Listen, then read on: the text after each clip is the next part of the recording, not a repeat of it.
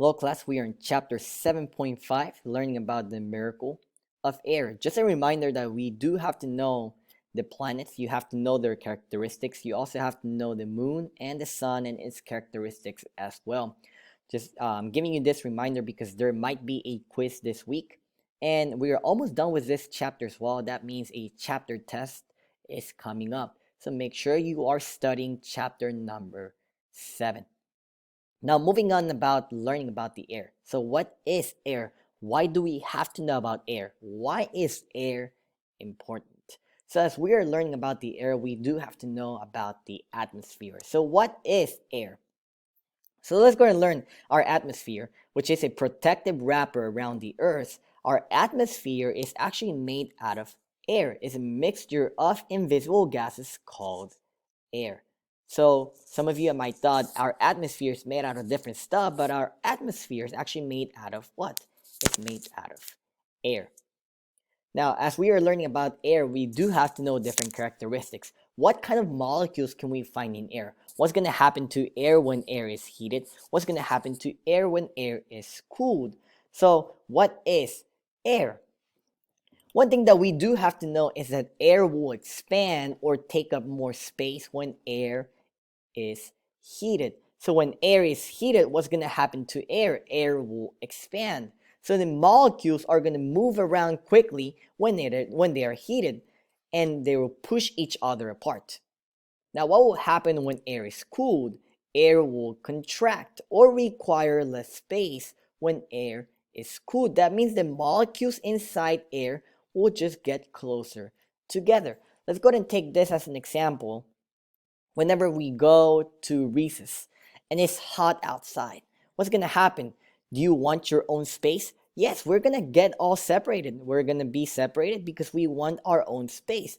Now, but what's going to happen when we go out for recess and it's cold outside? What's going to happen? We're probably going to group all together because we want to keep ourselves warm. Now, the same thing is going to be with the molecules. When it is hot, they're going to want their own space, so they're going to be all separated. But when air is cooled, they want to get all together. So they require less space when air is cooled. So when air is heated, air will expand. When air is cooled, air will contract. Now, I was talking about air molecules. Now, what can we find in an air molecule? This is some percentages that you do have to know by memory. So first off, in an air molecule, we can find 78% nitrogen. We can find 21% oxygen and 1% carbon dioxide and several other gases. So we have 78% nitrogen, 21% oxygen, and 1% carbon dioxide and several other gases. Again, those are some percentages that you do have to know by memory. Just a quick reminder before I move on, if you are taking notes, I did have a link with all my slides, so you can just print my slides and all the notes and you can just follow with me. But if you prefer to take notes, you can just pause my video and finish taking notes, and when you're done taking notes, you can just resume my video and move on. Now let's go to move on about learning about the importance of air. Why is air important? Some of you are going to say, oh, air is important because it will help us breathe. Nothing else.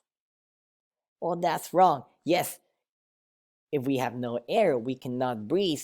But there are other things that we have to know of why air is important. So that's going to be our first bullet point. Air will help us breathe. So air will enable us to breathe. So without air, we cannot breathe. If we cannot breathe, we cannot live. So it's very, very, very important. So air will enable us to breathe. Another thing that we have to know about air is that without air, we will not be able to hear. Some of you are going to say, what? I'm not going to be able to hear without air. The reason why is because sound waves will travel through what? Sound waves travel through air. That means without air, sound waves are not able to travel. That means we would not be able to hear. Now moving on, air will help us give us fresh water to drink. The next bullet point is that air will help warm the earth. Now, how will air help warm the earth? So after the sun's energy reaches the earth, much of the energy is reflected back towards space. So we did learn that of how when the sun rays hit the earth, it's reflected back. Now, how does the earth stay warm then? The earth stays warm because of air.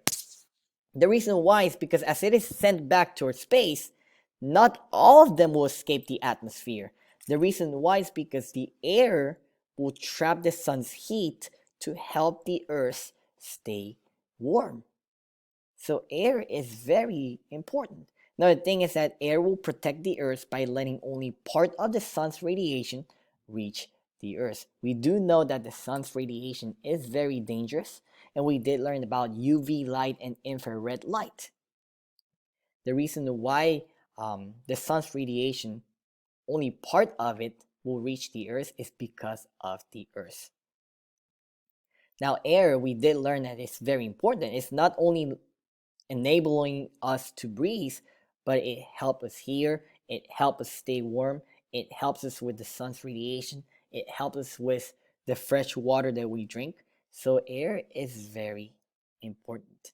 Again, God had a plan as He designed everything, as He created everything. He knew, oh, air is going to be this important. So we have to know about the importance of air. Now moving on about air pressure. So we know about water pressure, we know about the gravity pressure. Now let's go to learn about the air pressure. Now what is air pressure? Air pressure is the total weight of air in some place on Earth.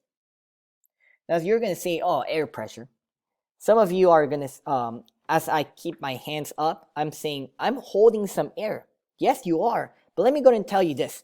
The total weight of all the air in the atmosphere is approximately 5,600 trillion tons.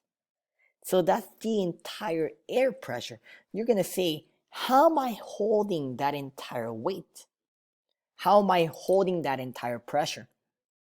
So God has designed the earth with the exact atmosphere needed to support life. Without the atmosphere, all that air pressure will be hitting us, all that 5,600 trillion tons will be pressuring us directly. So our air does not float away into outer space, neither does it push down on us so hard to crush us. Imagine just being crushed to death by air. And imagine just being crushed by air, which is 5,600 trillion tons, and the weight of air. Okay. Some of you might say, now how does our body keep that weight then? So it's God had everything planned. God had everything planned as He created us, as He designed us. So it says at this moment you may have 10 tons of air waiting upon you. However, you are not smashed by air because of how God created you. God designed our bodies so that pressure inside you will push out, equalizing the pressure of earth. Not the pressure of earth, the pressure of air. So God designed our bodies so the pressure inside me will push out, equalizing the pressure of air. As you can see, God had everything planned. If we had no atmosphere, if all that air, the 5,600 trillion tons, all that air pressure will be hitting us directly, being crushed by air. Okay? If God didn't create us in a special way, even though we had that atmosphere, we'll be crushed by air because right now, about 10 tons of air is pushing me down. But God created me in a special way so that I can push out the pressure in my body to equal the air pressure. Now, as I'm talking about this, you can say, oh, God is amazing. God is truly amazing of how He had everything planned as He created us. Because when He thought about air, He thought about us. When He thought about nature, He thought about us. When He thought about water, He thought about us. So He had everything just perfectly planned. Just we have to know how great our God is as He created the earth, as He created us. So we did learn today about the air. We did learn about air pressure, the importance of air, and about just air itself. What is air? What you're going to do, you're going to read chapter 7.5, and after that, you are going to do the comprehension check for chapter 7.5. Goodbye.